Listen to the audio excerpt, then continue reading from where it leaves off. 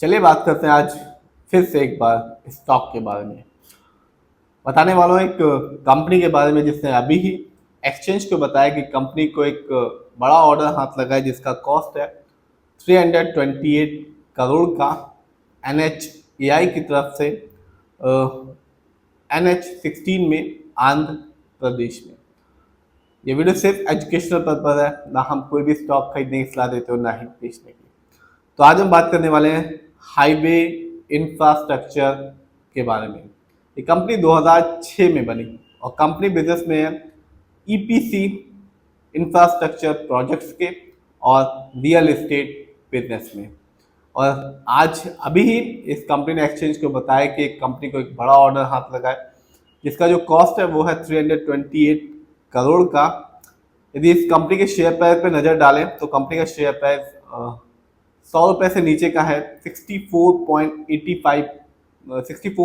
Rupees 85 पैसे का। और कह सकते हैं कि इस खबर इस न्यूज़ की वजह से आज के दिन इस कंपनी ने अपने शेयर होल्डर्स को एक ठीक ठाक रिटर्न निकाल के दिया जो कि था 4.3836% का। आज तो ठीक रिटर्न निकाल के दिया, लेकिन मैं हमेशा कहता हूं कि आप लॉन्ग टर्म रिटर्न को देखें, कभी किसी भी कंपनी में अपने पैसे को लगाएं, क्योंकि पैसा कड़ी मेहनत से आता है और यदि आप अच्छी कंपनी में लगाएंगे तो आपको एक अच्छा खासा बेनिफिट देखने को मिलेगा। ये सोच के मत लगाइए कि शेयर प्राइस सस्ता है तो कंपनी आगे चल के लॉन्ग टर्म में एक अच्छा रिटर्न दे सकती है। बात करें इस कंपनी की 1 साल, 3 साल और 5 साल की, तो 1 साल में इस कंपनी के शेयर में भारी गिरावट रही, मार्केट भी डाउन था और इस कंपनी ने भी अपने शेयर होल्डर्स का जो मूड था उसको डाउन किया। इस कंपनी का जो शेयर प्राइस गिरा वो था 43.61% का, यानी कि इस कंपनी के शेयर में गिरावट रही 43% की। 1 साल पहले इस कंपनी का शेयर प्राइस था 126 रुपये 78 पैसे का, जो आज के दिन गिरकर हो चुका है 64 रुपीज़ 85 पैसे का। तो जिसने भी 1 साल पहले 126 रुपये के हिसाब से एक अच्छी क्वांटिटी खरीदी होगी और सोचा होगा कि लॉन्ग टर्म में ये कंपनी एक अच्छा खासा बेनिफिट दे सकती है, लेकिन ऐसा इस कंपनी ने नहीं किया।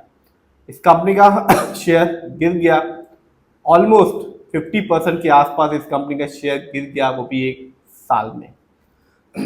स्टॉक के परफॉर्मेंस को देखते हैं तो 1 साल में जो हाईएस्ट शेयर प्राइस गया इस कंपनी का वो था 131 रुपीज़ 40 पैसे का, जबकि 1 साल में इस कंपनी का जो लो शेयर प्राइस आया वो था 59 रुपीज़ 58 पैसे का।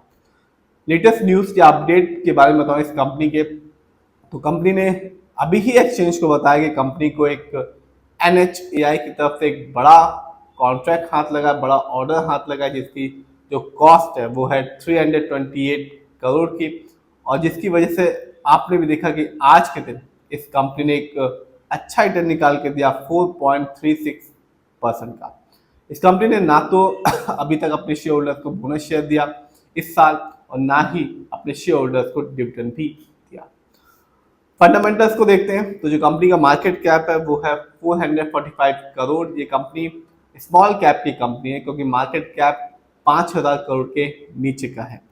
पीबी रेशियो 2.11 है। शेयर मार्केट में एक अच्छा जो पीबी रेशियो होता है वो होता है 1 या तो बिलो 3। इंडस्ट्री भी अच्छा खासा है, 24.99 है। शेयर मार्केट में एक अच्छा जो इंडस्ट्री पी होता है वो होता है 20 से लेकर 25 के बीच में, जैसा कि इस कंपनी का इंडस्ट्री पी ये बताता है कि कंपनी का जो स्टॉक है मार्केट में कैसा परफॉर्म कर रहा है, क्या वो बहुत ज़्यादा सस्ता तो नहीं हो गया, क्या वो बहुत ज़्यादा महंगा तो नहीं हो गया। ROE 15.20% है, ठीक ठाक ROE है इस कंपनी का, क्योंकि शेयर मार्केट में एक अच्छा ROE कहलाता है 15% से लेकर 20% के बीच में। जब भी आप किसी कंपनी के फंडामेंटल्स को देखें तो ROE जरूर देखें, क्योंकि ROE ये बताता है कि कंपनी हमारे पैसे को यानी कि शेयर होल्डर्स के पैसे को कैसे इस्तेमाल कर रही है। यदि सही से करती है तो लॉन्ग टर्म में जाकर एक अच्छा बेनिफिट देखने को मिलता है, यदि सही से नहीं करती तो बेनिफिट नहीं मिलता।